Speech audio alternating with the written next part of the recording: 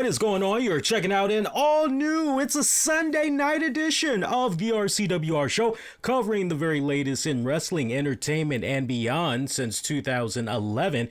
We're coming at you for September 15th, 2019, just a couple of minutes removed from WWE's Clash of Champions pay-per-view event. Welcome one and welcome all.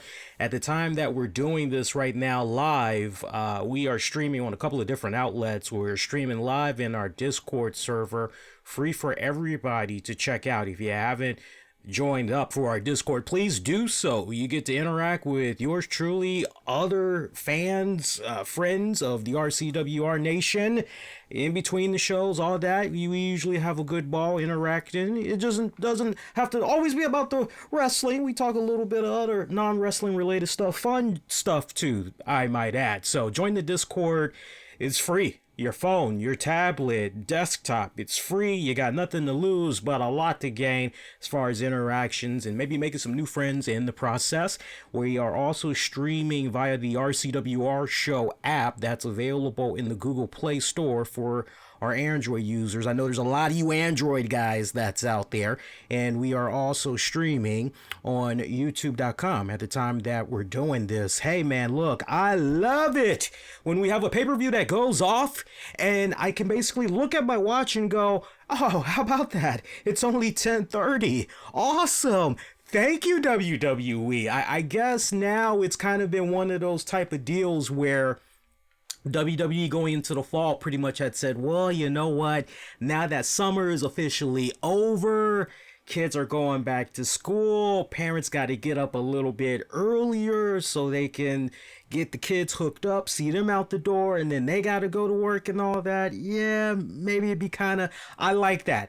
It's literally keep it coming is all I have to say. Unless it comes to freaking your big four pay-per-view events and you want to kind of go a little bit longer, I'm totally fine with that, right? Just for your major four. But when it's pretty much kids are back in school and all that, nah, the sooner you can end your pay-per-views, the better, I always say. So thank you, WWE, for ending your pay-per-views on the East Coast, 10:30. Which is good for a lot of people. You know, you get to basically have that nightcap, check out the news, all that good stuff. What about that finish for Clash of Champions? Was that a strong finish or what? I mean, remember one of the last things that Bray Wyatt had said, which was basically, see you in hell. I mean, that's literally the last thing he said.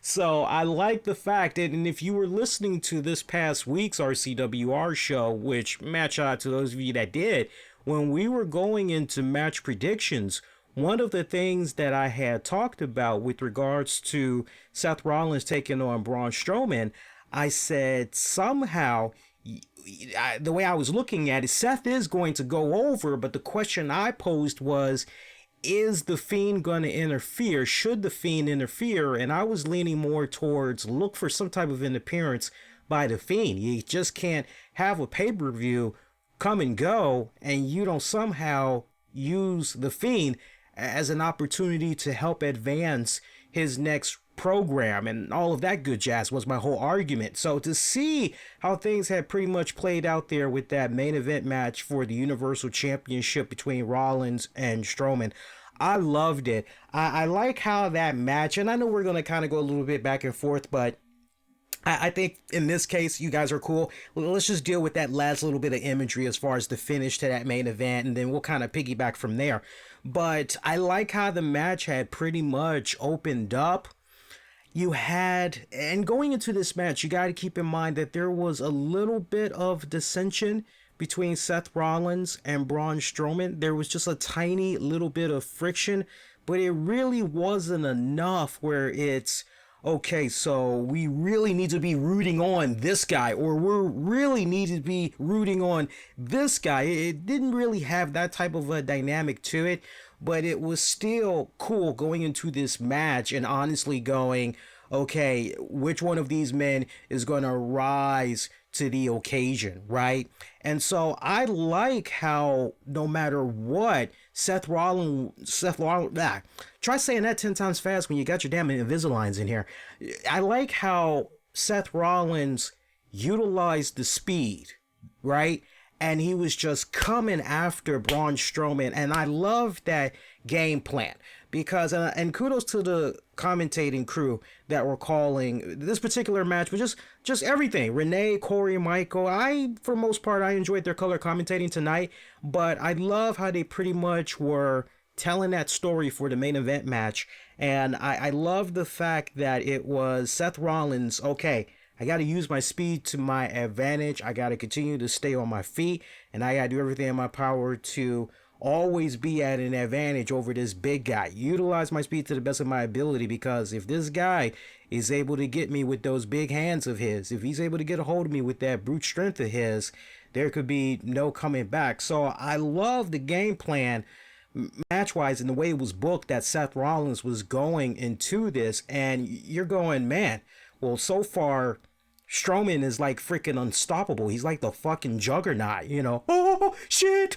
juggernaut, holy balls, juggernaut. Yeah, I was loving all of that. I ate that shit up. And I mean, when it was all said and done with this match, what was it, guys? What was it? 4 fucking curb stomps or some shit like that? 4 curb stomps and a whole bunch of other jazz that was going on. I was actually getting ready to set up the stream, so you guys got to forgive me because I did miss a little bit of the match. I had it playing in the background watching it while I was getting the stream set up, but basically a couple of super kicks to the face, at least 4-5 fucking curb stomps later, and Seth Rollins somehow managed to retain the Universal Championship. I loved it. I know some people are going to look at this and they're going to kind of scratch their head a little bit. And I know legitimately there are people that are big fans of Braun Strowman. And their whole deal is, well, man, if now's not the time, when, if ever, are you going to try to pull the trigger on a guy like Braun Strowman, right?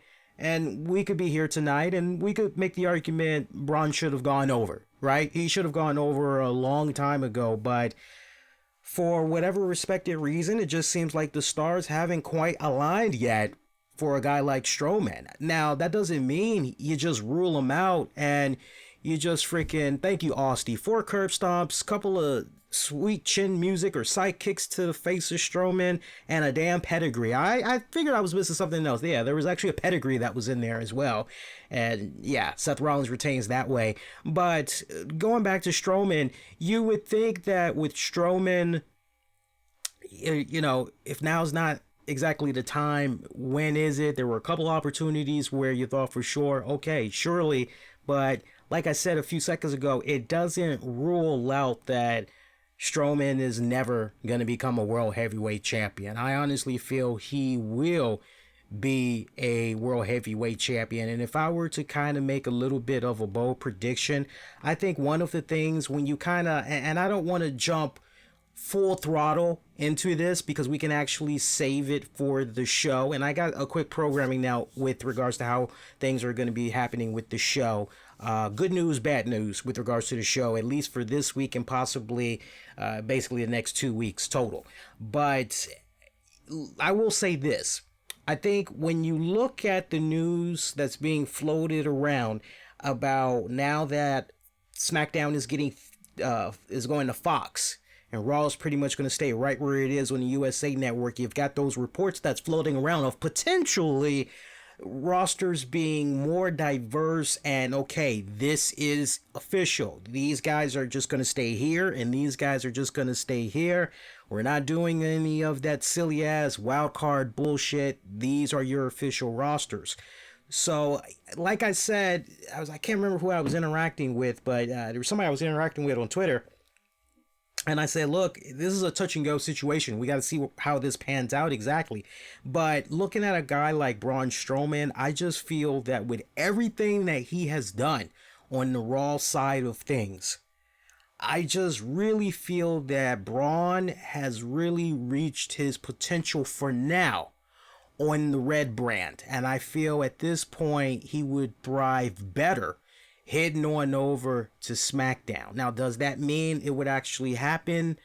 Don't really think so. But, you know, you guys, if you really just kind of took a step back and you really thought about it, I mean, seriously, ask yourselves, how much more can Braun do on the flagship show known as Monday Night Raw. How much more can he do on there? We've pretty much seen just about everything. Like, where do you exactly go from here with Braun Strowman? If you're trying to picture the next 3 to maybe 6 months, what exactly are you doing with a guy like Braun? Are you maybe going to have him chase after AJ Styles for the United States Championship? That doesn't exactly seem like that would be in his immediate future, just the way things are kind of laying out right now. Although stranger things have happened, I know, but it doesn't really seem like that's maybe the direction it's going to go. Do you maybe have Braun try to go after the tag titles? That doesn't really seem, you understand what I'm saying? So it really feels like at a peak level for now on the Red brand, Braun has reached his maximum potential, or rather he's reached his maximum utilization. So it seems that a fresh start over on the Blue brand would probably benefit him tremendously. Not to mention it would also help out the guys on Fox, especially when you think about the demographics that usually check out a lot of the stuff on Fox. FS1, I know when it comes to, for those of you that don't know anything about FS1 and everything, hopefully you've been kind of brushing up on the programming on FS1 since it's part of the whole Fox umbrella and all that. But when you really stop and you think about the type of sports that Fox usually covers, come on, Fox, home for the NFL. They've got the whole NASCAR thing. They did have MMA that was going on and everything. But Braun Strowman fits that type of mold of that typical Fox fan when they were tuning in for the football and all that other shit. So for that casual wrestling fan that hasn't checked out WWE in a good minute or checked out wrestling in a good minute, flipping through the channels, go to Fox and you see a big ass massive beast of a man like a Braun Strowman. Holy shit, who is this guy? You're going to put the remote down and you're going to want to see what this guy is about and everything. That's a really great lore. So we'll see how things play out with that. But I thought that match between Seth Rollins, Braun Strowman, thought that was a really good match. I enjoyed it. For the bit that I saw, I would say out of 100%, I probably saw about a modest 60% of that match because I was doing a lot of multitasking at the same time, getting ready to set up the stream for you guys and everything.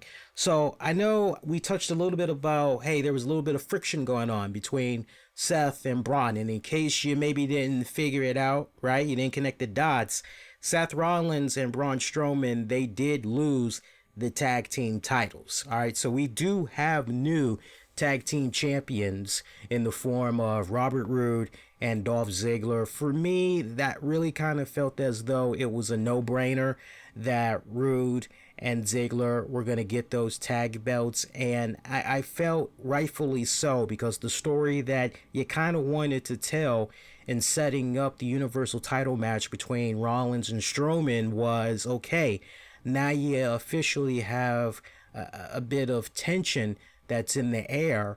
Now you have this aura among both men where, okay, so officially we're no longer tag champions, so now we don't have to worry about, after this match for the Universal title is over and done with, how are we going to look each other in the eyes the very next day and continue on cordially. No. Now that you've got the tag titles off of those guys, it can pretty much be all or nothing at all. You can pretty much just go all balls out for this match for the Universal title, right? So the fact that they went in the direction of Roode and Ziggler, I really didn't have a problem with that whatsoever. It was all about telling the story. I know a lot of times we as fans, we get so caught up on the, well, that's stupid. Why did they take the belts off of these guys? Because, and you got to understand, not everything is about holding on to a championship for a long period of time because that's somebody that you like, or insert whatever explanation you want to insert. Sometimes the good old-fashioned, this is being done because we need to further a story. We need to further a rivalry, right? So the fact that they went in the direction of Ziggler and Roode, I'm okay with that. Lord knows we have seen so many ups and downs and just that stalemate period of both of those guys.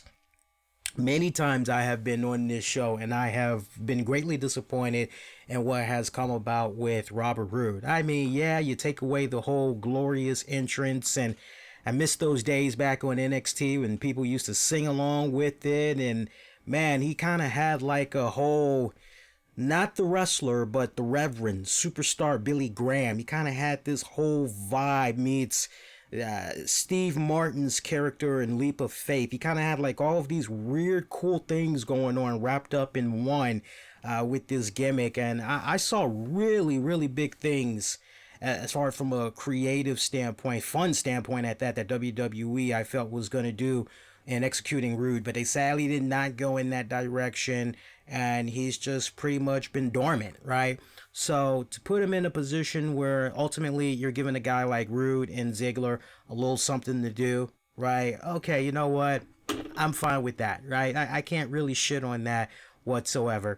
Is there still a part of me that is a fan of Ziggler and Roode? Yeah, and I got to tell you, and just to kind of be a little bit consistent here, when that tag team had first formed, I know a lot of people were kind of taken back by it, but I said, look, you know, this is very spontaneous, yeah, but let's see what happens. And from what we've been seeing of these guys for the past couple of weeks, it's actually okay. They've actually been doing pretty good together. So gotta give them some mad props as well. Let's go to our pre-show matchup. I am doing good, Austin. I'm doing good, my man. How you been? Yes, Cape, I agree. It was a damn good finish. See, let's kick it off. So for our pre-show, you guys gotta excuse me if I'm burping a little bit. I got a little bit of the bubbly. Get a little bit of the bubbly. Yeah, matter of fact, I gotta have a little bit more of the bubbly right now.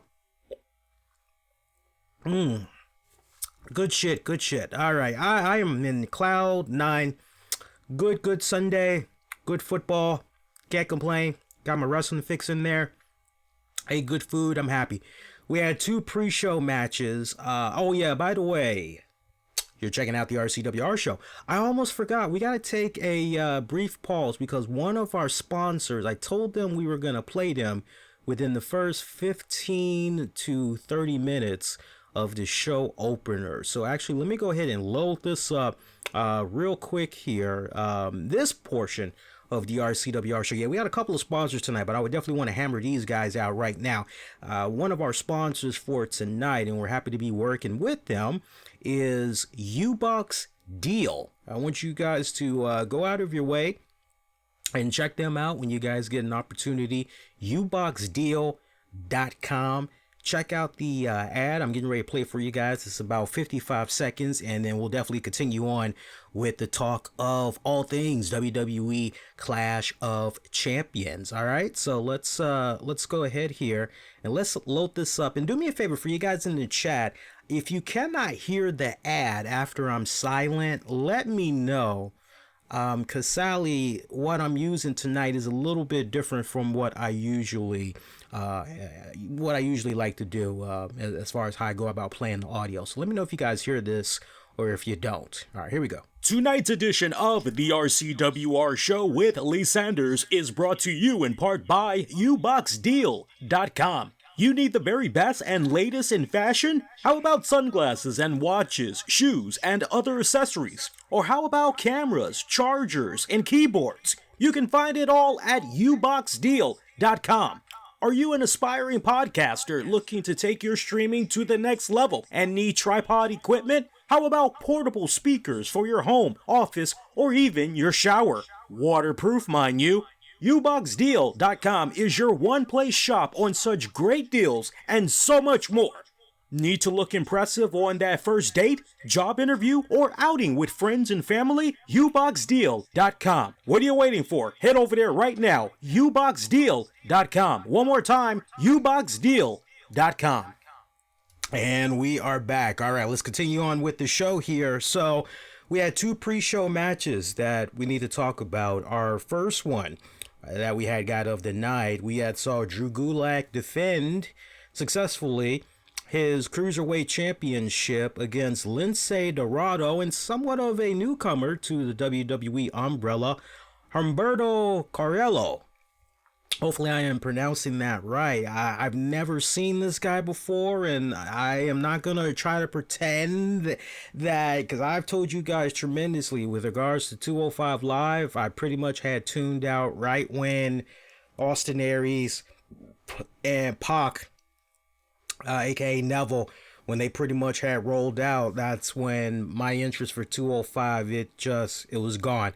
Saw a little bit of stuff that Drew Gulak was doing. Very pleased with that. I always kind of felt as though under the right type of setting, Drew Gulak would be pretty damn good for 205.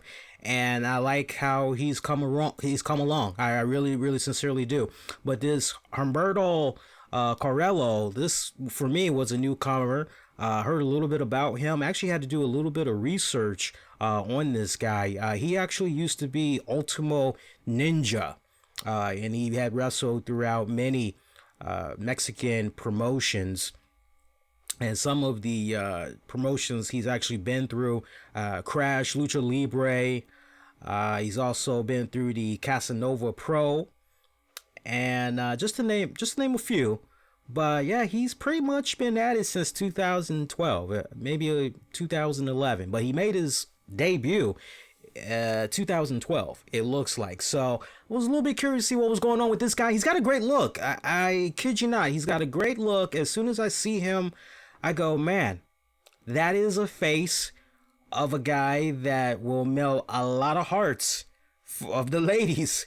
Definitely, he's going to be able to tap into all of those age demographics for the ladies, young girls and all. He's got that whole, yeah, you guys know exactly what I'm talking about when I say this. He's got that retro Beverly Hills 90210 face. He's got that NSYNC. He's got that New Kids on the Block. He's got all that's like wrapped up in one going for him right now, right? So he's got that great looking face, and he's got a great physique. He's got a nice smile, nice teeth. You can go a bit of a ways with a guy like that, okay? So I can definitely understand if at any point he used to like pushing a mask and all that.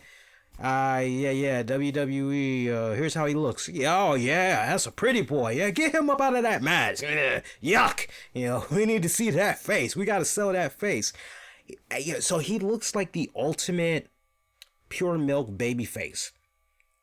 I would have a hard time looking at this guy and picturing him doing something so foul to somebody. Like, if you were to say to me, as he's under the WWE umbrella, hey, we're going to turn him heel, I would say to you, I don't really think that's going to go well, because look at his face. I don't think that reaction is going to come about from the fans. I don't think you're going to be able to execute that properly. I don't think no matter what you do, fans aren't really going to be able to buy into that.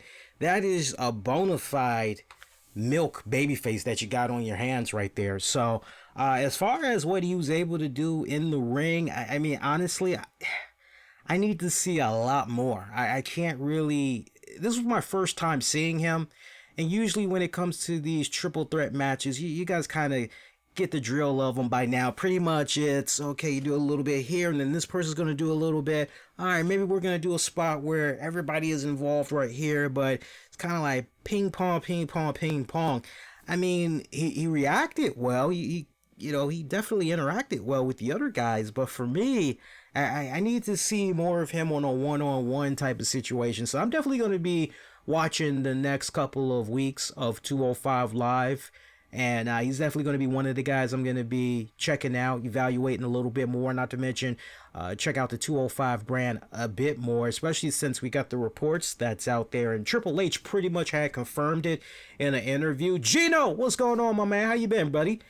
Gino with the super chat. Anybody else that want to do a super chat, feel free to do so. Yeah, that for me, Triple H had confirmed in a recent interview that with NXT doing the whole 2 hours, and in case you guys don't know, I'll remind you guys again, but with regards to freaking I'm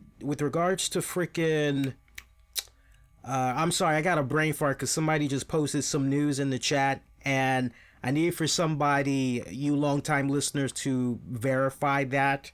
And if you can verify it, put a URL in the chat. And if it's accurate, I'll definitely mention it. But I'm having a brain fart because somebody just posted something in the chat, and it kind of took me like off guard there a bit. I was aware of another person that passed, which we'll talk about in a little bit. But apparently somebody else, this one in the wrestling industry, had apparently passed. But somebody can confirm that. Appreciate it. Getting back to what I was mentioning, though, Triple H had said that with regards to 205, they're going to try to usher them in a little bit more with NXT and everything. And in case you guys don't know, when NXT gets ready to premiere on the USA Network this coming week, I believe it's going to be, if not for this coming week and the following week, they're only going to be showing the first hour.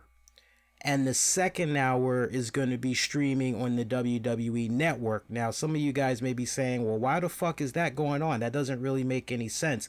That's because USA has a commitment to some other shows. I know Suits is one of those shows, and they're getting ready to wrap it up. And I think there was maybe one other show that was in there and that's why we're in the position that we're in, where basically it's going to be a little bit of an inconvenience for just the next 2 weeks.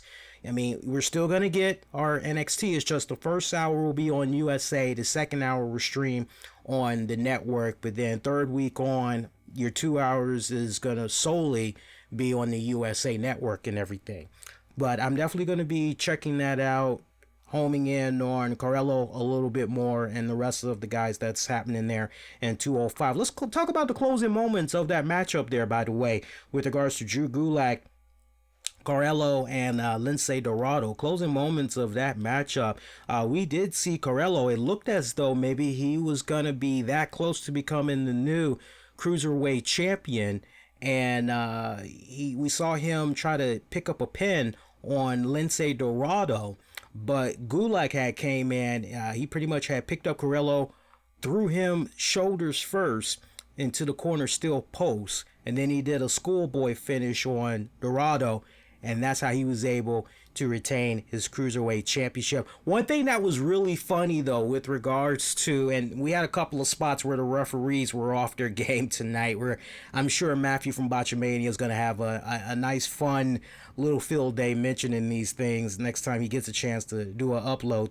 But when we saw when we saw Gulak do the spot there, with freaking we saw Gulak do the spot on Dorado, the schoolboy, right? The referee comes in and the referee goes, he actually yells to Dorado, shoulders. Yeah, and basically when you looked at it, Dorado had his shoulders up. And so Dorado actually purposely puts his shoulders on the canvas, and then the ref counts the 1, the 2, the 3, and you're like, oh, come on. Like, come on. Did we really need to hear that audible as clear as fucking day? Like, really? So that was a funny little spot. I chuckled, but the match was a decent match nonetheless. And shout out to Gino. We got somebody, Gino here. He basically had said that he did not see any news on that. So, you know, with regards to the fake news there, don't like the fake news. When you post fake news like that, sadly, that is how you get ejected. So sorry, my friend, but yeah, we don't like stuff like that. Now, for you guys that's a little bit curious, you're not in the chat and you're kind of wondering what happened. We had somebody come in the chat and had reported that Boogeyman, the wrestler known as Boogeyman, had passed. But I trust Gino more because Gino's been with us for a good minute, and we always appreciate Gino. Gino saying from what he saw, there is nothing that states that the Boogeyman is dead. And I am in the Bing Google search engine right now, and the way I have this tailored, I can pretty much see instantly if there's like some stupid shit that's going on. And yeah, there is nothing that is happening right now. So, Gino, appreciate that. Yeah, now there was somebody that legitimately did pass, and we have found out the news about them, sadly, during tonight's pay per view. I definitely want to send my thoughts and condolences to the lead singer of the Cars, Rick Ocasek, the lead singer of the Cars. He passed away at the age of 75.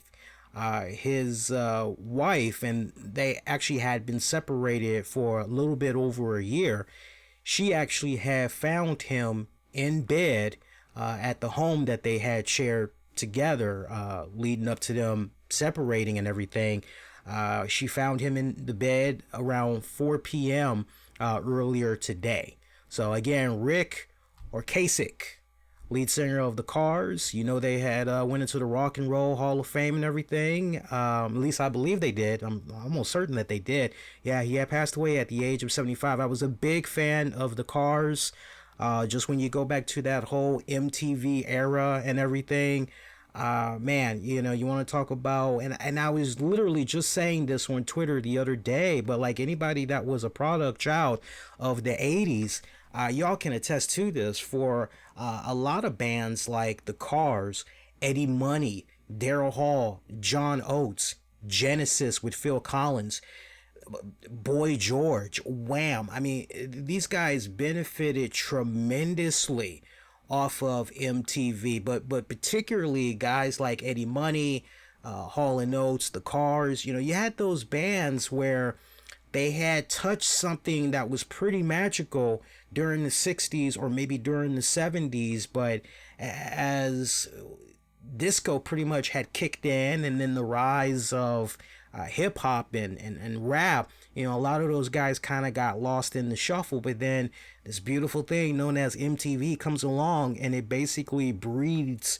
new life into a lot of these acts, you know. And Cars definitely benefited tremendously. I mean, you find me somebody that wouldn't say the Cars benefited tremendously from the 80s, you know, going into early 90s, you know. So hit after hit after fucking hit after fucking hit. I was actually, no bullshit, before I even found out about his passing, I actually was listening to the Cars because I got a couple of their albums in my iTunes library and everything. So I usually like to go with a greatest hits compilation as opposed to an actual studio album, but it just depends on my mood. But earlier today I actually was pushing a compilation joint of theirs and just, you know, getting in the groove of things. So if you were to ask me what's one of my favorite all-time Car songs, I gotta go with Who's Gonna Drive You Home. I gotta go with that one. I mean, you know, certain songs from the 80s and all that, I'm a sucker for the power ballads and all that. And for me, you know, for me, of all of their discography, that for me was one of their ultimate coolest fucking kick-ass songs. So rest in peace. And yeah, I don't know. Weird week, right, guys? I mean, first it was Eddie Money, and then, oh man, this shit with dude from the Cars. You're like, let's just get this fucking week out of the way already so we can go on, and, you know, hopefully the rest of the week will be awesome. Let's pick it on up though and get back to the rest of the action with the card for tonight.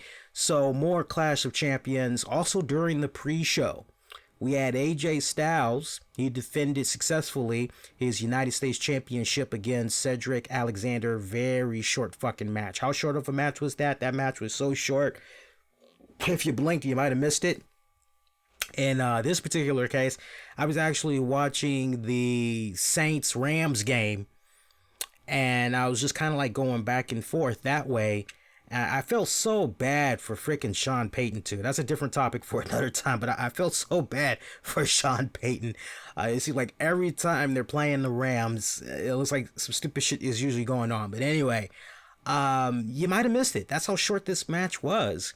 And yeah, AJ Styles, I mean, Cedric, this was a weird match because when I actually talked about this match, and you can actually go back and listen to this past week's RCWR show, I said, hey, on paper, and just knowing what these guys are capable of doing, see these two names on paper, this should be one of your sleeper matches of the night. This should be one of the matches, as far as I was concerned, that should have a lot of people talking for the night.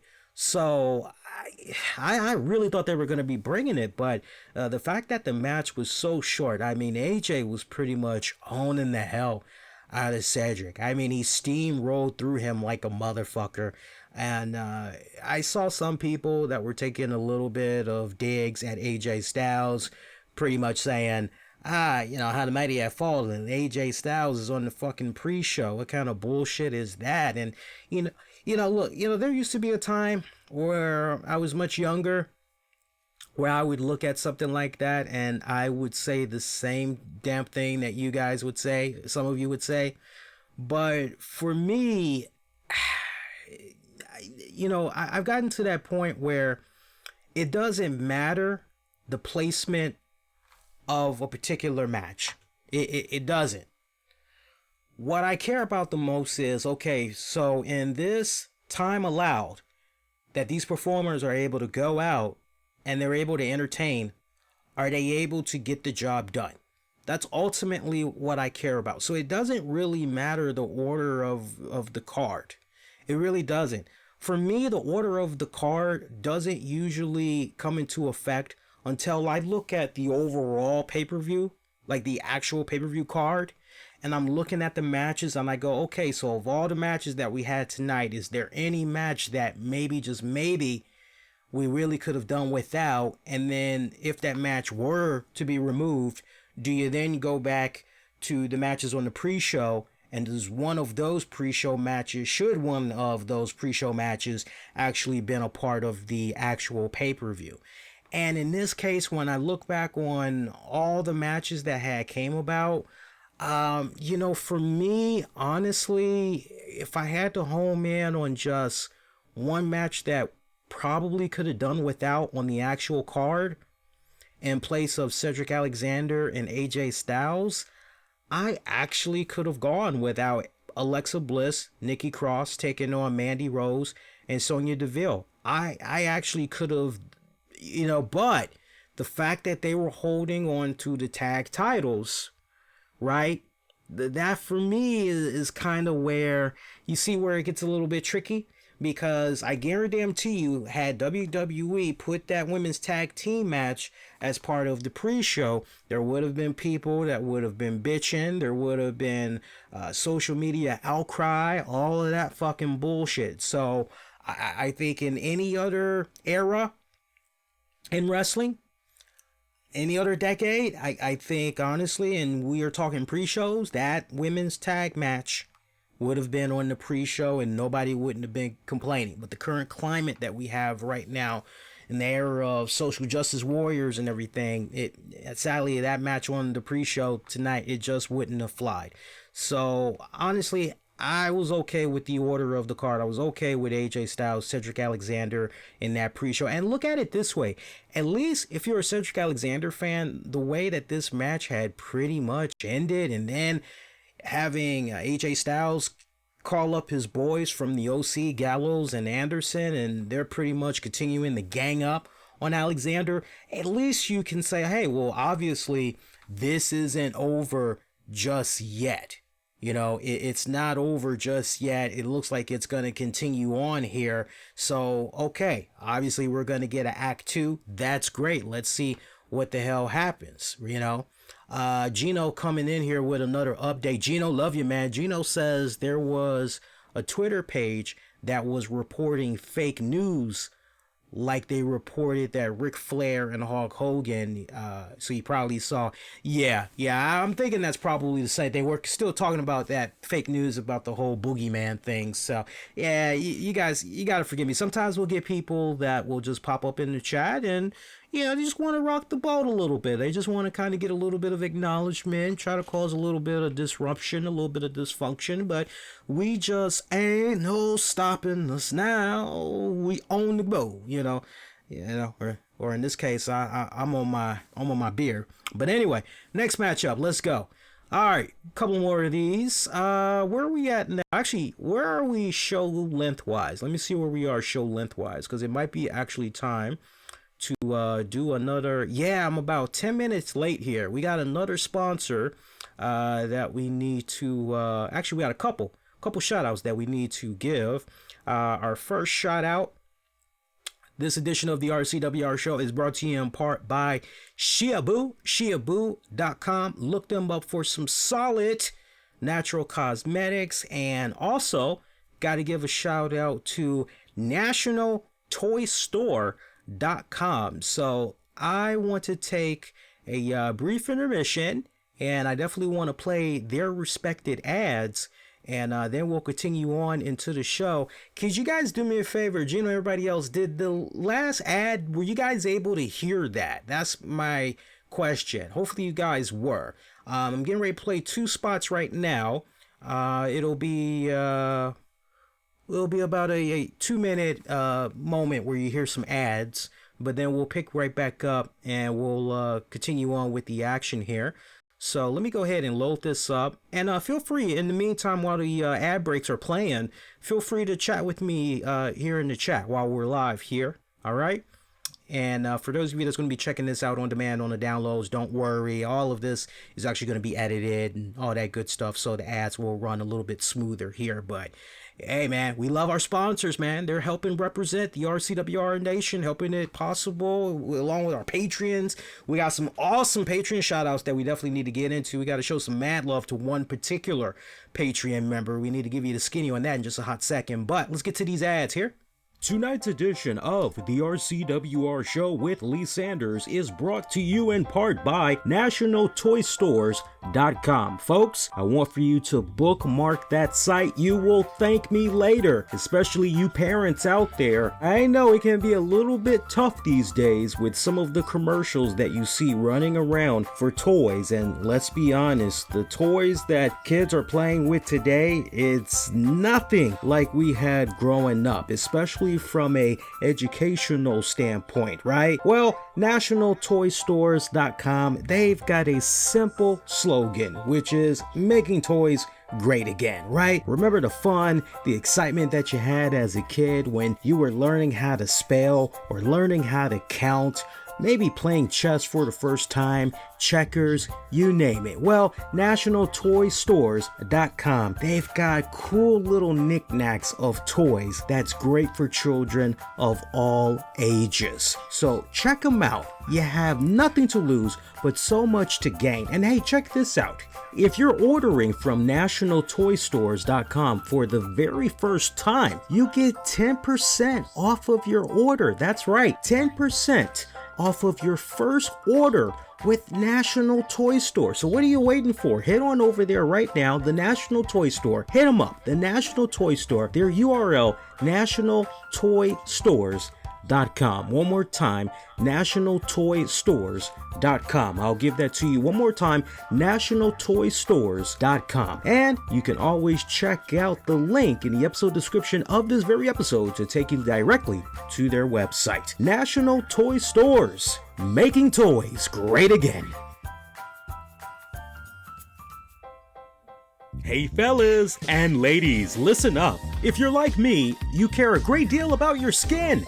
You want to make sure your skin is hydrated as much as possible and is healthy, nice, smooth, and oh so tight. You gotta pay special attention to this as you get older. Above all else, you gotta make sure the ingredients you're putting on your skin isn't harmful and instead is oh so natural. That's why I choose Shiaboo Natural Cosmetics. Shiaboo has the best all-natural skincare products made from all-natural organic oils and shea butter. They offer the best vegan skincare products from toning lotions, anti-wrinkle and dark spot correction, hair food, hair cream, and so much more. Need some free samples? Oh yeah, you can find it at shiaboo.com. Get 10% off your first purchase from Shiaboo's all-natural skin and hair products when you sign up for their newsletter.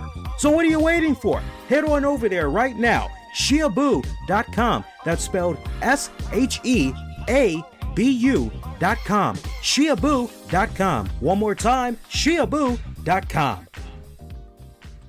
All right, we are back. I gotta talk to my man Seth here because Seth, and shout out to Seth. Seth is a listener of the show. He usually goes in and he tries to figure out who picked what as far as predictions go. And yeah, Seth messed up again because, and I know he rushes through this. I gotta give him a lot of credit because when he listens to the shows, he listens to hours and hours for predictions, but he said that I went with Charlotte when in fact I actually said Bayley was going to win. So I should be 9 out of 10. And then he also had went with, looks like Becky Lynch. I said Becky Lynch was going to retain, but he marked it in red. So I've got to hit him up and let him know. Bear with me a second here. Let me see here. Hey, bro, go back and check the ones that you marked for me because I actually went with Bayley and I had said Becky Lynch would retain. I'm pretty sure there was maybe a max of one match I did not call right. Period. Yeah, that's kind of weird there. Anyway, all right, let's continue on with the show there. Because to his credit, he actually told me he was trying to race home and put the grid together. So yeah, by my account, I actually should have won for the night here because I'm looking at how everybody else did. Whew, let me see here. Yeah, see, I went with New Day. That was inaccurate. Let's see. That's accurate. That's accurate. That's accurate. Yeah, what I'm seeing here, I only messed up on New Day. And everything else is spot on. So, kind of weird there. He's gonna have to do that. Oh, okay, wait a minute. Wait a minute. See, I like figuring this shit out, guys. You guys got to bear with me here. Okay, let's see here. Fuck it. He needs to fix that shit. That's all I need to know. As far as I'm concerned, I won. I am the champion. Let's continue on with this pay-per-view here. Sorry about that. It happens, guys. All right, we got a couple of more matches. Let's go, and then we'll get into some Patreon shout-outs. What's the next match should we be talking about now? We talked about Rude, Ziggler, Rollins, Strowman already for the tag titles. Bayley had defeated Charlotte for the SmackDown Women's title. Short match. That was a real fucking short match. It didn't really surprise me because when I was offering predictions, again, this past week's RCWR show, I said with this new layer that's being unraveled of Bayley, we got to go in a direction where we need to see more of this, right? Bayley is talking about and trying to justify the actions and what she's doing to be the SmackDown Women's Champion and taking her shots at Charlotte and Becky Lynch and all of this other shit, right? She's trying to be like, the way she's kind of coming off at first going into this matchup, you're under the impression, okay, she's kind of like an anti-hero, kind of like a tweener, a little bit of a demented kind of tweener, because she feels that her actions is justifying the overall means and what she hopes to accomplish as the champion and everything. But the way she's kind of going about it is a little bit kind of questionable or whatnot, right? So I said going into this matchup, I said Bayley's got to come out of this hook or by crook, preferably crook. Is what I had said. I said, look for her to go kind of dirty here and pulling out the stops to retain the freaking championship. And match was barely 4 minutes. That's how short it was. It was barely 4 minutes. Get away from the entrances and all that shit. Pretty much closing moments of this matchup. We had saw Bayley. She was down in the corner.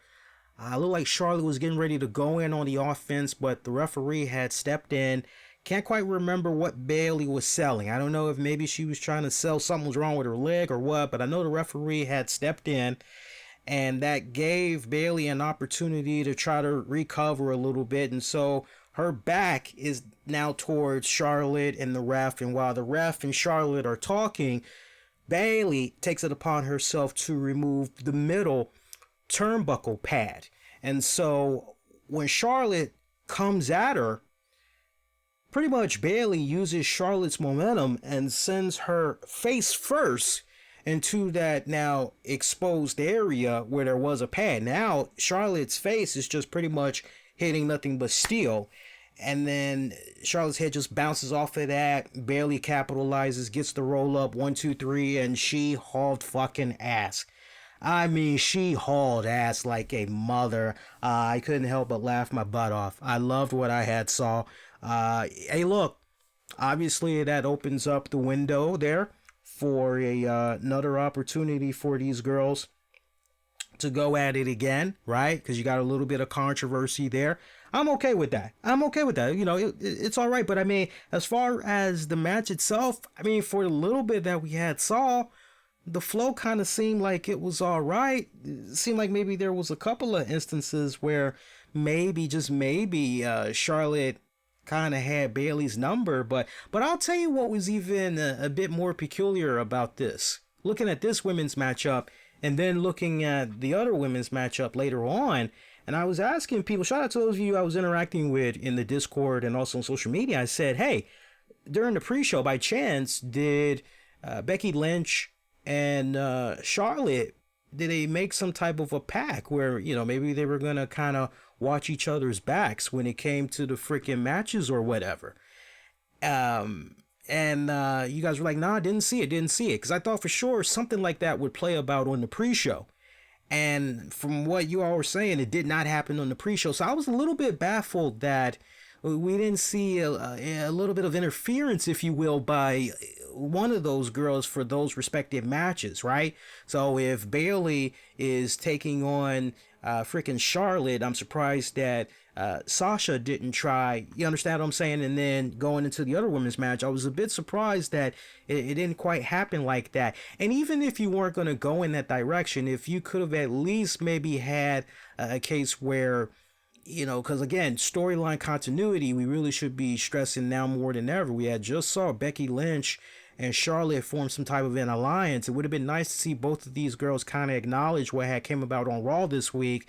And then, you know, kind of going back to what I had said on the show earlier this week about the whole alliance thing. If you didn't want to have it be a case where they did form an alliance and have each other's backs, you could have at least blown it off during the pre-show, do your highlights during the actual pay-per-view, and then the viewer knows exactly what's kind of going on if they were expecting maybe somebody was going to come out and run a little interference or whatnot. So, do I think they're cooling down on Charlotte? I don't think so. I mean, it still feels relatively early, Gino. It feels to me like, obviously they're going to do another match. And that doesn't really feel like, to me, it's going to be a blow-off match. It kind of feels to me like the direction we're going to kind of go is, I bet you Charlotte is going to win the next match, but the title is not going to change hands or something of that nature. That's just how it kind of feels, that the direction we're going to be going in right now. So it kind of feels to me, Gino, like maybe these girls are going to be locking it up at least two more times. So we got Hell in a Cell, and then after that, it's what? Survivor Series? So maybe this wraps up come Survivor Series. That's if Charlotte survives the upcoming draft. Because remember, there's a draft that's going to be coming up very soon, and we're going to figure out exactly where everybody is going to be right before this Fox thing goes down with SmackDown, right? So cool, awesome moment all throughout the day, by the way, watching NFL Fox, the NFL on Fox earlier today and seeing the spots for SmackDown. I was loving that, but I couldn't help but have a hearty laugh when I saw the spots there with Ric Flair. I just couldn't help but go, how soon before WWE tries to get in contact with the production team over there at Fox and say, we're having some problems right now with Ric Flair. Anyway, you can kind of omit him from that video package, because this seems to be the week of omitting, right? Sidebar, in case you guys had missed it, some shit had went down, involving me, my good friend Anthony Missionary Thomas of Wrestling Soup, and a website I'm no longer going to be mentioning anymore. But do yourselves a favor when you get done with this show. Go check out, it's on patreon.com/RCWR Show. And before you say, oh man, you're trying to get us to buy some content. No, this is actually a freebie. It's free for all. You can check it out. You don't need to sign up or anything like that. You can just go grab it and check out the audio. But I basically go into the whole spiel about, what the fuck had went down, because shit had got pretty intense, and not for nothing, but there's been a lot of great positive social media engagement, particularly via Twitter, about everything that I had to say with regards to all of that controversy that had came about, so that everybody that had checked it out and appreciated what I had to say, I appreciate the kind words. I really, really do. What I always try to do with anything, I try to always be from the heart, and if I'm wrong in any type of way, I always believe in self-accountability. It's just sad that in today's day and age, some people don't believe in that same ideology, but man, it is what it is, right? But check that out when you guys get a chance. Next matchup, again, short ass matchup. Let's go to our next one here. What else we got here on the card? We have Revival, Scott Dawson, Dash Wilder. They defeated Xavier Woods and Big E to become SmackDown Tag Team Champions. It never did dawn on me, Xavier Woods, the last time we saw him, he got injured big time by, what was it, FRKO or whatever the name is, with Revival and Randy Orton. I totally have forgot about that. Had I remembered that, I definitely would have gone with the Revival. But, for me, look, I like the Revival. They are a great old school throwback of a team. I've always given them nothing but praise. I love the fact that we're seeing a bit more personality from them and everything. I just feel a little bit numb with regards to this title switch. I mean, there's a part of me that's a little bit happy though, and let me explain why. There's a part of me that's happy because New Day has had those tag belts so many times already, and I really, really just want to see another tag team. And see, this is the dilemma that WWE has unfortunately dug themselves in, because you kept making the headlines for your tag division be all about New Day and the Usos, that you really did not do a proper of enough job to really establish other tag teams. And then the one tag team that you do have that magically had got over on its own in the B team, Bo Dallas and Curtis Axel. I mean, you talk about, wow, what a pleasant little surprise that just kind of came out of nowhere. Okay, well, this is something that you could kind of build around. Yeah, people could say, but all of a sudden they're winning and we're supposed to, they're supposed to be viable champions. They're supposed to be valid champions. Like, are you serious? Like, but you get the point that I'm making. It's like, when you've had it dominated for so long between the New Day and the Usos, it's really hard to, okay, so who else do we have here? Who else do we have running around? And it's been a little bit refreshing that the Usos have not been involved in the tag team scene and everything. But at the same time, it really, in my eyes at least, exposes more in some areas where the WWE is really lacking. And their male tag team division, it's really, really lacking. You could make the same argument for the women's tag team division as well, but the men's is a much more sore eye than the women's tag team division is. At least you can still kind of say, well, not for nothing, but the women's tag division is still kind of relatively new, and but then again, you could say, nah, it's been around more than 6 months now. Shit should be off on all cylinders. And to that, I would say I totally fucking agree. So, there's a part of me that's happy for Revival, but then at the same time, it's kind of like, okay, so other than New Day, other than Heavy Machinery, what else is kind of left there? What else are we going to kind of do there, right? So I don't know. Maybe when we go a little bit further into that Seth Rollins and that Roman Reigns and Eric Rowan match, maybe there's part of our answer right there as far as the tag division goes. I'll explain more in a little bit. Alexa Bliss, Nikki Cross successfully defending and retaining the women's tag titles there. Yeah, that one was okay. That was an okay match. Shy of 10 minutes. Just a little bit shy of 10 minutes.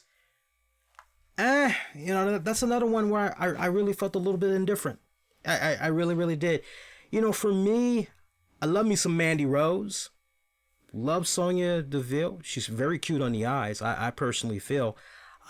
Just doesn't do anything for me. I honestly, I know it's going to piss off some Alexa Bliss, Nikki Cross, all those girls. I know it's going to piss some people off, but for me, didn't particularly care for this match. I honestly really could have done without this match,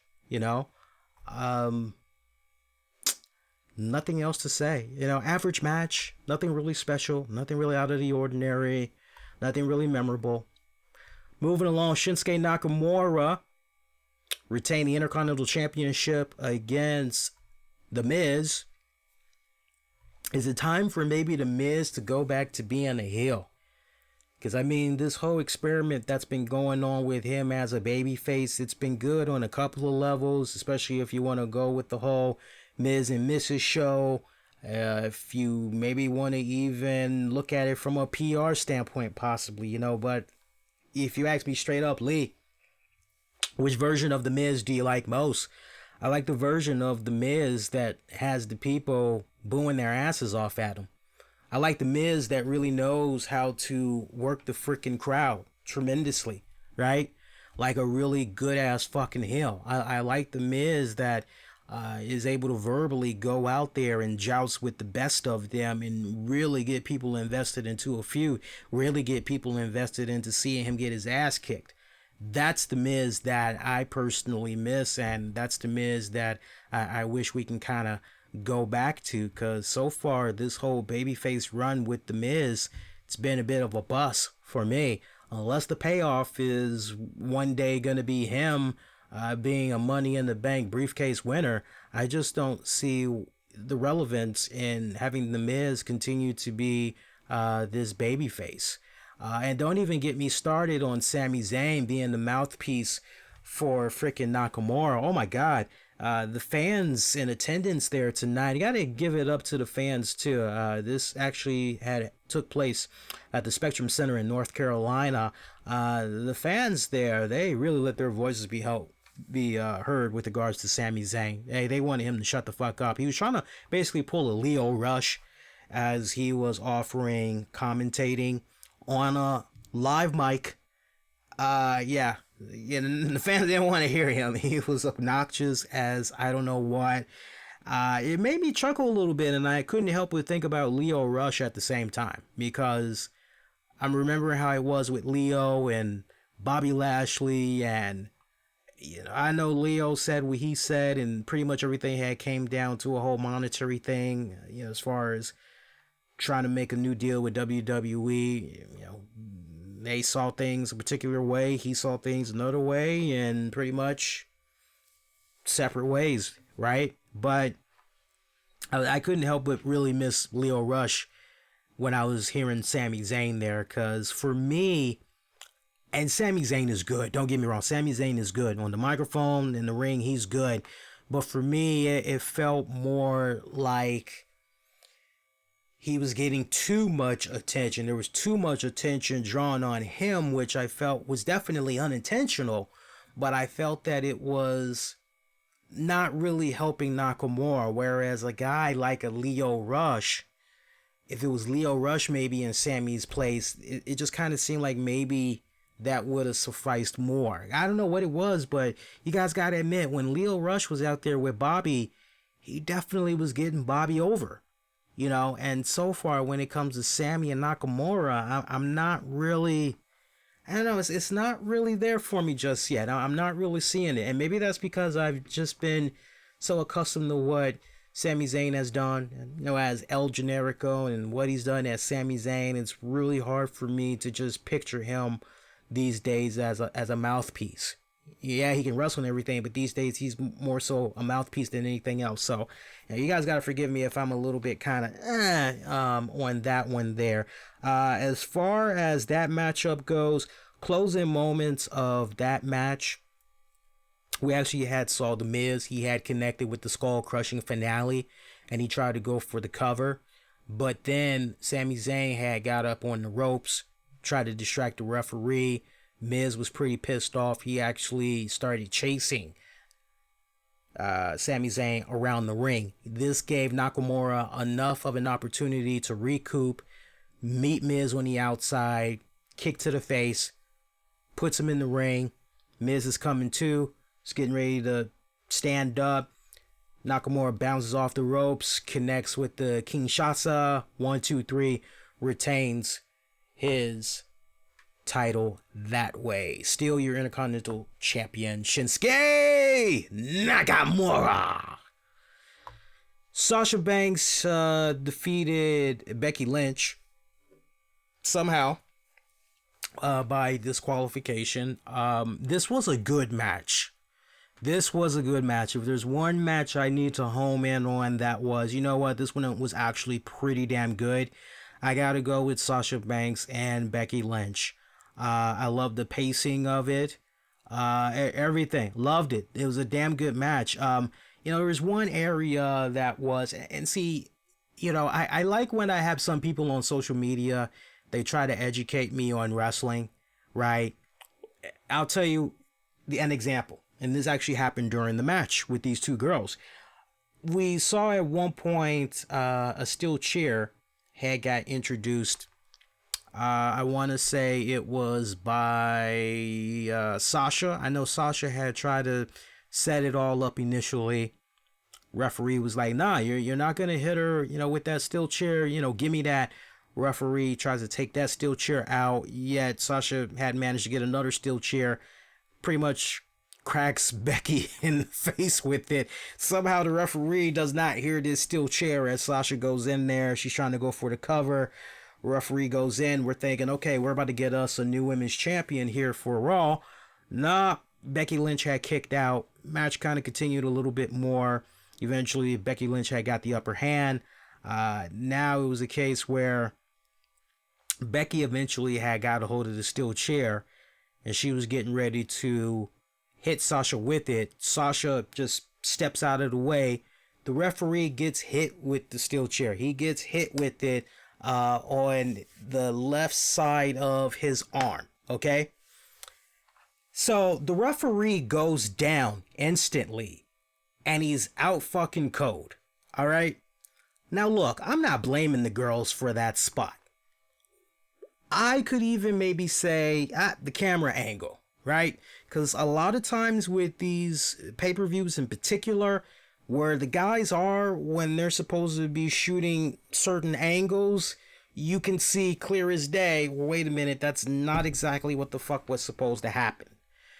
So for me, seeing that spot where it's clear as day, the referee got hit on the side of the arm and he's laid out like he's unconscious, like he got hit over the head. I had some people say, it's wrestling, it's not reality. And it's like, please don't come at me like that. Because, yes, I know that. 99.9% of the people that watch this shit knows that. All I'm saying is, if you're gonna write a spot in there where you got a referee that is supposed to go down and out because of a chair shot, right? At least have it set up in such a way where, okay, so how exactly can we get away with making it really look like this person is taking a chair shot to the head? How can we really tell that story? Because, hey, not for nothing, but a chair shot to the head, WWE in 2019, CTEs and all that other jazz. Okay, yeah, I get it. We can't really do that. And then we're going to have people that's going to file class action lawsuits against the WWE and all that other. So trust me, as I'm seeing that spot, there is just light seconds of information that's just going through my head as I'm seeing that spot. And yes, people, I know the ref can't, unfortunately, the ref cannot take a hit to the head with a steel chair. But can we at least fucking have the people that are the camera guys shooting these angles? Can we at least have them be in a good position enough where at least we're doing a better job in giving the illusion that a referee had got hit in the head with a steel chair? Can we at least maybe kind of do something like that? I don't think that's really asking too much.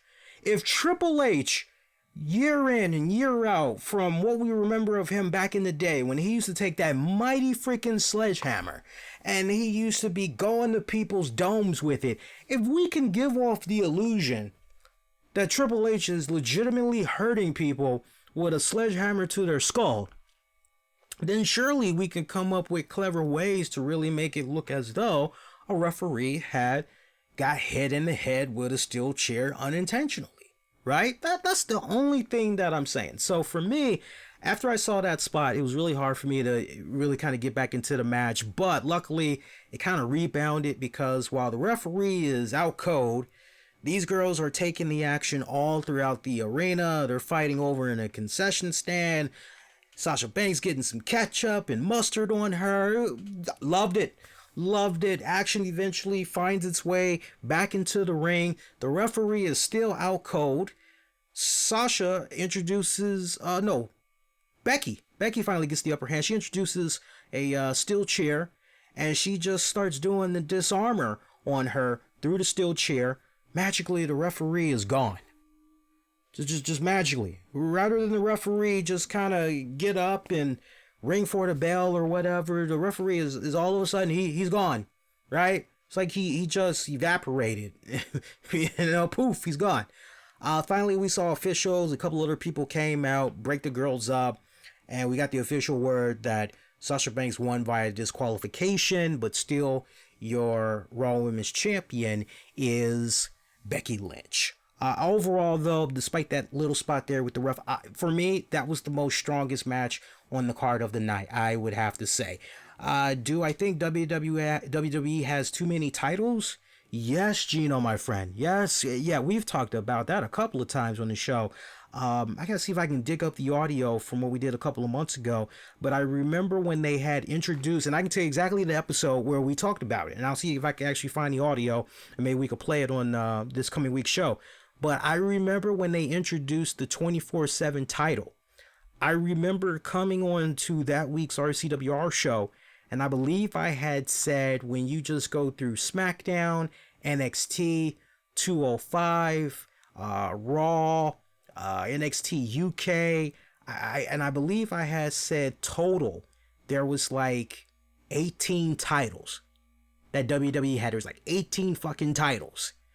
And I remember when I said that, people couldn't believe that, right? But I know for a fact, double digits. I'm almost like 70% certain it's like 18 titles. If you were to tell me it's more than that, it wouldn't surprise me. But I know when we did the show fresh after they introduced the 24/7 title, I was like, hey, because I actually did the research. I was like, how many titles throughout all the brands is there? And I laughed my ass off when I saw the number and I was talking about it. Yeah, yes, Gino, they have way too many fucking titles. Keep on trucking, baby. Let's talk a couple of more matches we got here. We only got a couple of more matches to get through here, people. We had Kofi Kingston taking on Randy Orton. Kofi Kingston retaining his WWE Championship. Match was about 20 minutes. You know, good match. Good match. You know, but for me, it's the bitter with the sweet. Let me put it to you that way. It's the bitter with the sweet. I felt that we've seen these guys, you know, they locked it up in the past and everything. And okay, so a rivalry renewed, you know, the history there, stupid. Okay, I can bite into that, no problem. And what they had did it was a good match. I would definitely say that. But man, so pretty much going into this Fox deal, SmackDown moving to Fox in October here, Kofi Kingston is still going to be the WWE champion. I mean, no controversy in this. Kofi Kingston defeats Randy Orton with the Trouble in Paradise kick. 1, 2, 3. Win cleanly in the middle of the ring. No boys from the Revival to come out. I mean, man, Revival had did a serious number on Xavier Woods. They capitalized on that leg of his from some weeks back when FRKO, whatever the hell that name is, when Revival and Randy Orton, when they gained up on New Day and they pretty much had went casino / Goodfellas on Xavier Woods, we pretty much had kind of saw them taking out the big man in Big E and singling out Xavier because he was the weakest one. It's kind of like when you watch those National Geographic shows and you've got the lions and they're hungry and they see that there's elephants. Okay, which elephant are we going to home in on? Let's home in on the little baby elephant. We can get that baby elephant isolated there, get it away from the rest of the herd. Oh man, we got that bad boy. Everybody's going to eat good tonight. That's pretty much how they did Xavier Woods. You would have expected that Revival was maybe going to come out and put the swerves there on Kofi and help out their boy Randy, and then okay, we're gonna now queue up a damaged, beaten up, bruised up Big E. He's trying to come out there, and it didn't play out that way. It did not play out that way. It was a little bit weird, the booking of this one. A lot of the booking for this one just kind of left you scratching your head a little bit here, but to walk away from this and, to try to buy into this whole notion that Kofi Kingston, he is such a strong champion and he's so dominating and he's so inspirational and fighting the good fight always and yeah, dog, it ain't working for me. I'm not feeling it. I'm just not. And to prove my point, the fans in attendance tonight, a lot of love for Randy Orton. A lot of love for Randy Orton. There was more love for Randy Orton as opposed to Kofi Kingston. So the fact that North Carolina crowd was coming out there like that, I mean, don't get me wrong, there weren't boos for Kofi. Not at all. There wasn't boos. But it kind of felt like mild reactions is probably the best way I could describe it for Kofi and what he had received tonight. And as far as like who got the best reactions, just kind of looking at the card here one more time, I would say Roman had got a pretty good reaction. Becky had got a pretty good reaction. Seth was okay. And that really was it. Really wasn't anything else that jumped out to me. The girls, so. It really wasn't anything. Now, the crowd really reacted to the Strowmans, the Roman Reigns, the Rollins, the Becky Lynch. That pretty much was it, But, yeah, for me, to buy into this whole notion, Kofi Kingston, he defeated Randy Orton. It's like, I posted this gif of Charlton Heston laughing into the sky. I mean, that's literally how I felt after I see Kofi Kingston defeated Randy Orton. It's like, really, because he defeated Randy Orton, he really earned it tonight. I just can't wait for this Kofi Kingston transitional championship reign to come to an end already. For me, it's been very lackluster. I'm down with that whole keep hope alive. Keep hope alive. Keep hope alive. I'm down with that whole thing. I'm, black power. Black power. Black is beautiful. Well, I'm down with that. But in this particular case, the good feel moment from WrestleMania, that was nice. But you know what? It's living up exactly to what I had said to you guys when Kofi won at WrestleMania, which was basically, look, this is going to be a championship reign that is probably going to go 6 to 8 months. It's probably going to go just long enough into the Fox deal. And then maybe, just maybe, is when the trigger's going to be pulled and the title is going to come off of him, right? So, I mean, for those of you that's kind of holding out hope that maybe before 2019 is up, we only got a couple more months to go, man. I'd be shocked if we went into 2020 and your man Kofi is still the champion. I really, really would. All right, what we got left here? Eric Rowan. Eric Rowan had defeated Roman Reigns. It was a no DQ matchup. So the real story with regards to this matchup was, so what's going on with freaking Daniel Bryan? Daniel Bryan was not wrestling on this card tonight. So it's a no DQ match. Is it possible that Daniel Bryan is going to run some type of interference in this matchup? Well, no Daniel Bryan. That's probably the biggest mystery that's in the air right now, which is, so where exactly was Daniel Bryan tonight? Well, maybe we'll get a little bit of information on this coming week's SmackDown. But if you guys were expecting for somebody to make their presence felt in this no DQ match, you were right. First off, hats off to both men. I thought they clicked. And that's a match that sadly, I've got to go back and watch again. Because at this point, you know, it was like really time to sit down and get the stream set up. So I would say out of 100%, I probably saw maybe about 40% of this match. So that's a match I really want to go back and look at again. But from the little bit that I saw, you know what it reminded me of? In a nutshell, it reminded me a lot of Kane facing Roman Reigns. And that's not a diss. That's not a diss at all, you know. I'm liking Rowan. I mean, and to think that when this guy was finally able to open his mouth a couple of weeks back and he cut the promo that he had cut, and you're like, man, this whole fucking time, you've got this guy that looks the way that he looks and he can talk the way that he can talk, and you haven't been utilizing that and really all of this time. Come on, man. Like, man, you're missing the boat here. Let's capitalize on this. So he's growing on me. He's growing on me. I think the music should change a little bit more. The music should maybe go in a more, the way he dresses and everything, the way he's acting, just that whole look.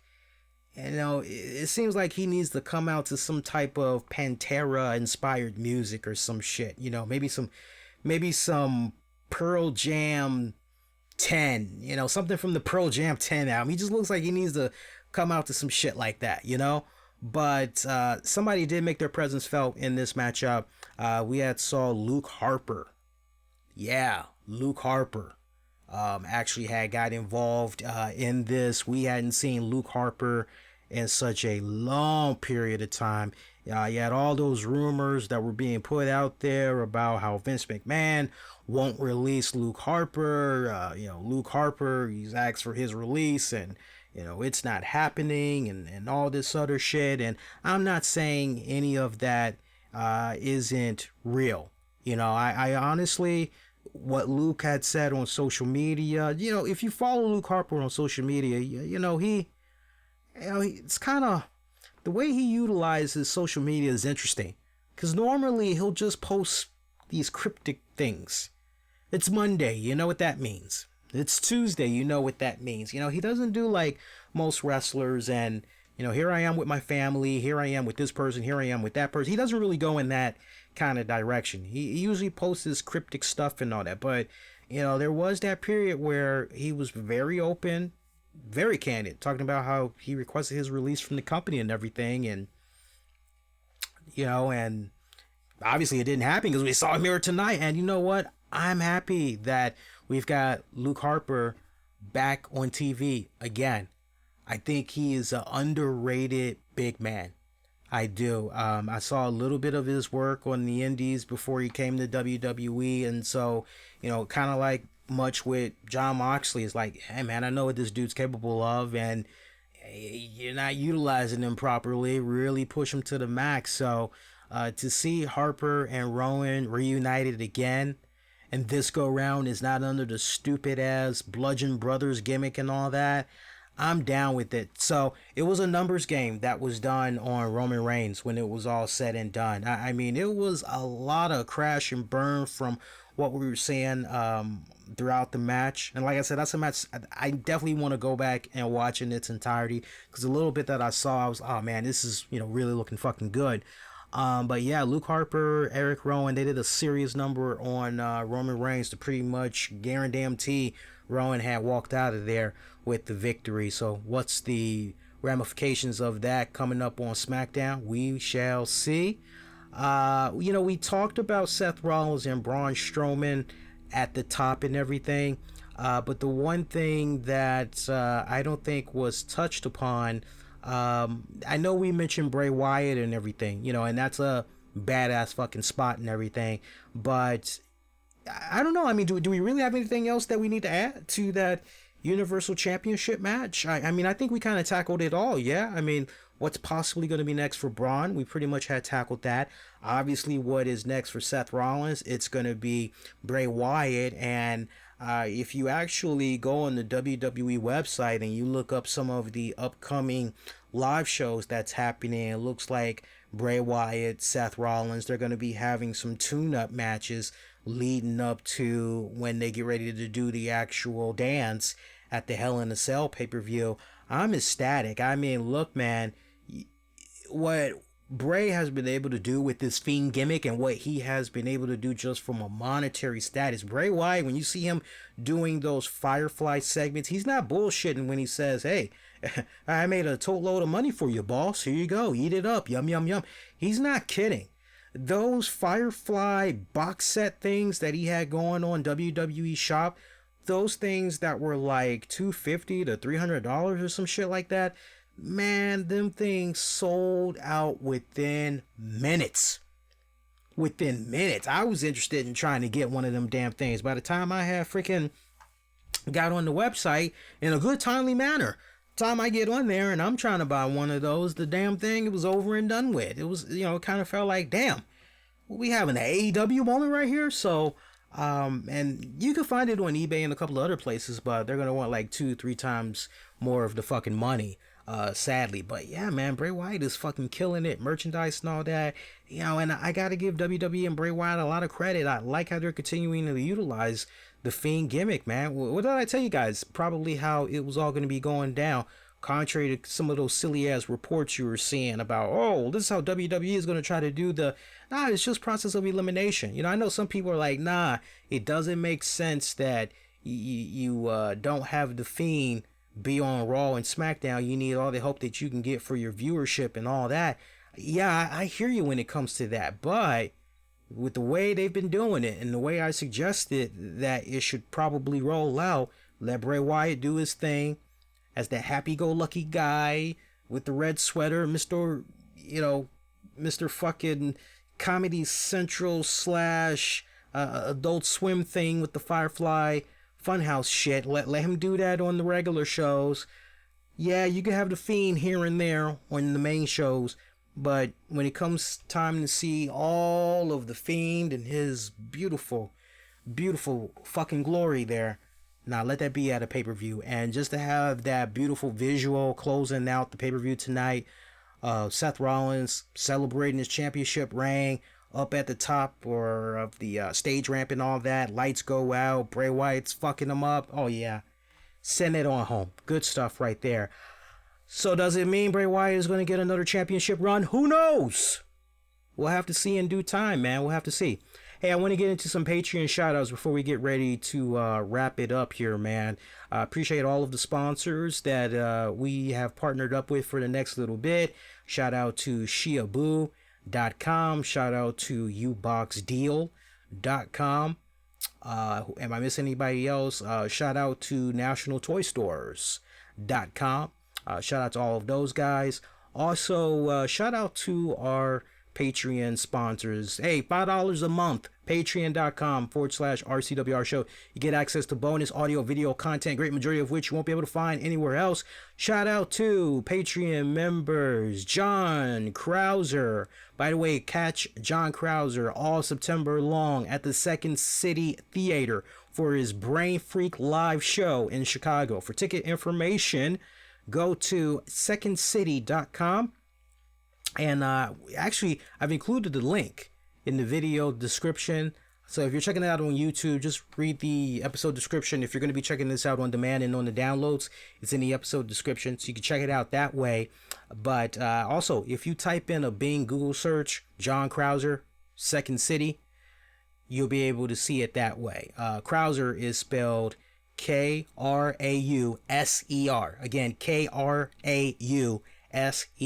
Type in John Krauser, Second City in a Bing Google search, and it's the first link that you'll come across. Shout out to him. Shout out to Justin Rabach. Shout out to Sean Kenter. Shout out to my man Tony Bean Gaming. If you want to know the very latest in Marvel Ultimate Alliance 3, Marvel Strike Force, the upcoming MOBA game, Marvel Super Wars, check out Tony Bean Gaming. He's got great walkthrough tutorials. He also has tricks, tips, a little bit of breaking news, all kinds of cool stuff. He also has a Patreon as well. Shout out to Michael Wolf, John Davis, my good friend Anthony Missionary Thomas from Wrestling Soup, Joe Raymond Jr., and a special shout out to my man Freddie R. Freddie had fucking mad shout out to him. He has been a loyal, longtime listener of the show and supporter of the show for a good long period of time. A couple of years now that I think about it. And Freddie did something badass. He's been one of our Patreon members for a good minute now, but he upgraded his tier. He actually went with the ultimate package. He went with the Black Avenger package, and there's a lot of cool perks with that Black Avenger package, but the grand prize is that basically I do a drawing or a painting of your choosing, and I do it on a pretty big canvas. And in this particular case, and I gotta confirm with Freddie, but I believe Freddie wants a painting. I gotta confirm with him. But basically, Freddie said, look, why don't you come out of retirement and give me something on Bray Wyatt? I'm feeling the Fiend right now. How about something on Bray Wyatt? So I've been retired from the painting and the drawing for a little bit now. But he's got me coming out of retirement to do this. So I'm very ecstatic to be doing this. And I'm looking forward to... my girl's excited. My friends are excited too, because we're like, man, yeah, you got to keep me posted. Take some videos, man. Take some videos. Want to see what the fuck you're doing. Give me the step by step. Like, I got you. But yeah, Freddie, we appreciate that love and support. You're going to be hearing me mention Freddie a lot for the next little bit, because on top of that ultimate package, Freddie is going to be one of our, also our official associate producers. He's definitely going to be stopping by some of the shows. We just got to figure out what's going on and how we're going to get it all set up and everything. So Freddie, thank you. I know I told you in private, but tremendously thank you, appreciate it, man. Yeah, but join the nation, man. Patreon.com/RCWR Show. All begins at just $5 a month. You can get access to really cool bonus audio, video content, great majority of which you won't be able to find anywhere else. Get access to new original series and so much more. And yeah, that is all of our shout outs. Okay, so if you want some more content to check out, we've got the WOW Women of Wrestling's interview that's available right now on the YouTube channel. There's the interview up with David McLean, the owner and founder of WOW. If you didn't check it out, we also did the joint with Selena Majors, aka Bambi, so that's available for you guys to check out. And this week, I'm going to be dropping the interview with Till Piper, because this week, actually, she's supposed to be at the Los Angeles arena there where they're taping WOW. She's going to be out there for the next 2 days taping some matches for them. So she's making her debut for that promotion this week, and me and Anthony Missionary Thomas from Wrestling Soup actually had sat down and talked to her about those upcoming events and a whole bunch of other cool stuff. You guys will enjoy that. That's going to drop as a Patreon exclusive on Tuesday, and it will be released later on in the week as a free-for-all for everybody to check out. Be kind, rewind. Meantime, check out previous episodes you might have missed on demand and on the downloads. Overall, with regards to this pay-per-view tonight known as Clash of Champions, an average pay-per-view, I would say a mediocre pay-per-view at best. barely a thumbs up for me. Barely a thumbs up. If you asked me if this was a pay-per-view, you'd have been okay just skipping it because maybe you were with friends or you just wanted to just binge on the football or whatever. You didn't really miss anything as far as I'm concerned. But yeah, it barely gets a pass. If I were to go with the whole number scale, I'd give it a 6 out of 10. Definitely a 6 out of 10. All right, for those of you that's going to be waiting for the audio of this, give me an opportunity. I'll mix this down. I'll do the best I can to get this out quickly. And yeah, that's it. So everybody that's checking this out live, appreciate you all representing. If you haven't done so, make sure throw up the thumbs, subscribe, like, all that good jazz. Really helps out. And oh, I almost forgot. Okay, Monday there's not going to be an RCWR show. I've got to take some classes, and sadly the classes that I'm doing a little bit of teaching for the next 2 weeks. Just it's a guest spot basically. And so Monday I'm not going to be able to do the web stream.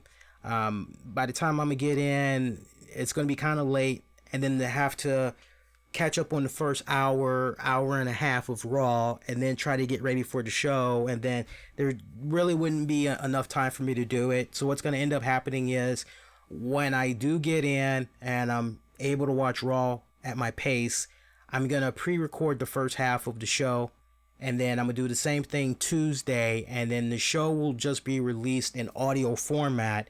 It will be released for on demand and on the downloads late Tuesday night going into Tuesday morning. If I can have it out before midnight hits of Wednesday, that's great. My goal is to try to have it out to you guys Tuesday night before midnight this week. So we're only going to do that for the next 2 weeks. If anything changes where maybe I can come on live, I will definitely give you guys the heads up. But stay connected to me on Twitter, Facebook, Instagram, and our Discord, and you'll know what the hell is going on in case I decide I want to do some more cool shit. All right, so that is going to do it until next go round. Wishing all y'all to be safe, most importantly, be kind to one another. I will check you guys out next go round. Adios.